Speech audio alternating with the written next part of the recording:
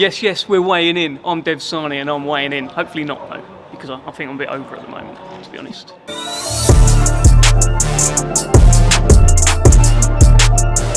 Yes, weighing in with Dev Sahni. Dev, great night of boxing here tonight.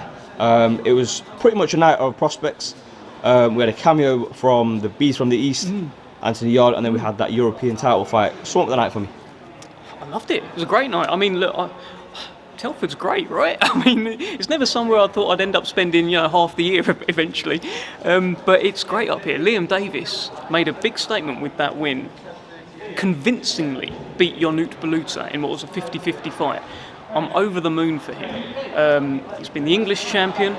He's the British champion. He's now the European champion. And he believes that Stephen Fulton's too small, by the way. So that could be the fight to make at some point. He seems to be heading the right way, doing all the right things. Anthonyyarde had someone in front of him who was trying to take his head off, by the way. The first round he stuck it right on him. I don't think he had any actual respect for Yarde until Yarde put a bit of manners on him and said, hold on, relax yourself a little bit, and got him out of there in 3 rounds, I think it was. So he's got that out of the way, and I'm glad. He didn't get cut. I don't think he got injured, hopefully.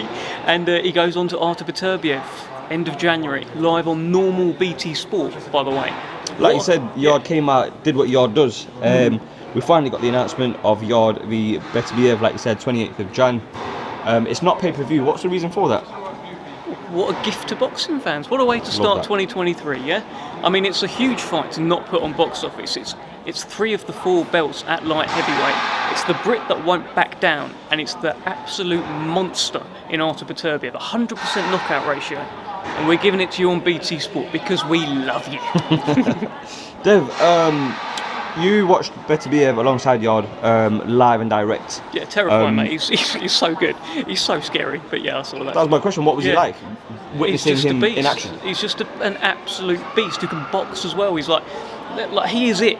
He is the epitome of world class at light heavyweight. It's a toss-up between him and Bivol, but I put a lot of stock into what Beterbiev did against Gvozdyk. And Gvozdyk was one of those guys that came up with Usyk, Lomachenko. There was like a 3. Remember, there used to be pictures of the 3 of them, and he just battered him. He beat him up, and I don't know how much better is Bivol than Gvozdyk. Can we conclusively say, would Gvozdyk have beaten Canelo? I reckon so. It's a fair point. So I put a lot of stock into that, and yeah, seeing Beterbiev up close, you can see that he is an absolute monster. Joe Smith didn't really fight the best fight for Joe Smith, by the way. I'm not really sure what he was up to. You're going to be asked this from now until fight night, but let me be the first to ask. Do you honestly believe Yarde has what it takes to beat Beterbiev? Absolutely. Beterbiev is 38 years old. He's coming off an injury. He's coming to London. He is going into the lion's den. Anthonyyarde is 31. He's learned lessons. He's in his physical prime. He looks like an absolute beast. He'll be at home. He's confident. He's ready to go. So why not? If ever there was an opportunity, do it right now. It's not like Beterbiev's, like some 30-year-old young buck kind of thing. He's there, and he's shown a bit of wear and tear. So why not? Absolutely. Let's say, as you suggest, Yarde wins. Who would you personally like to see him in against next? Obviously, there's 2 big domestic names, Joshua Buatsi, Callum Smith, but there's also a trilogy fight against Lyndon Arthur that's on the table as well. What would you like to see, Dev? Do you know what? It's because this is the destination fight. That's the thing. This is it. It's hard to even really think beyond that. Everything's been leading up to this moment, so it won't get bigger in terms of his achievement because he's done it. He's topped the mountain. He's beaten Beterbiev. After that, I don't know. Callum Smith's meant to be mandatory, isn't he, for the WBC? Buatsi, I'm sure, will want a shot at a world title, and Yarde may offer him one. You don't know, but it's all way down the line. Everything leads to this Beterbiev fight. That is the mountaintop. You're right, mate. See you later, mate. Moving on to next weekend then. We've got so much talent on that show. We've got Sam Noakes, Dennis McCann. We've got a great domestic dust-up between Hamza Shiraz and River Wilson Bent. And then we've also got the main event, Parker-Ryder, to top the bill.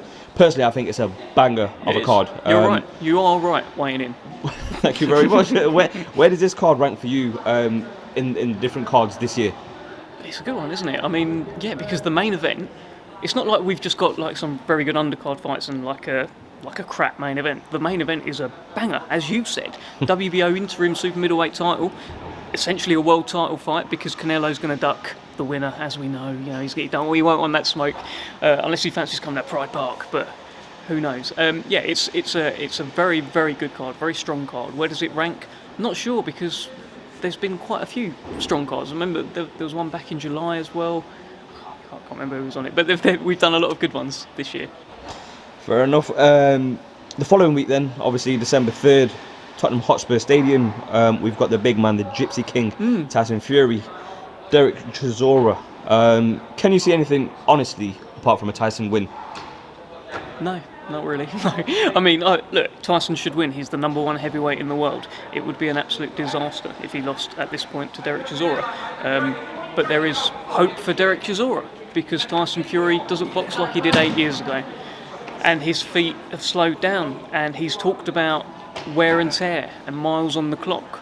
All of these sorts of things lend themselves to Chisora having a chance. But I don't think Chisora will beat Tyson Fury.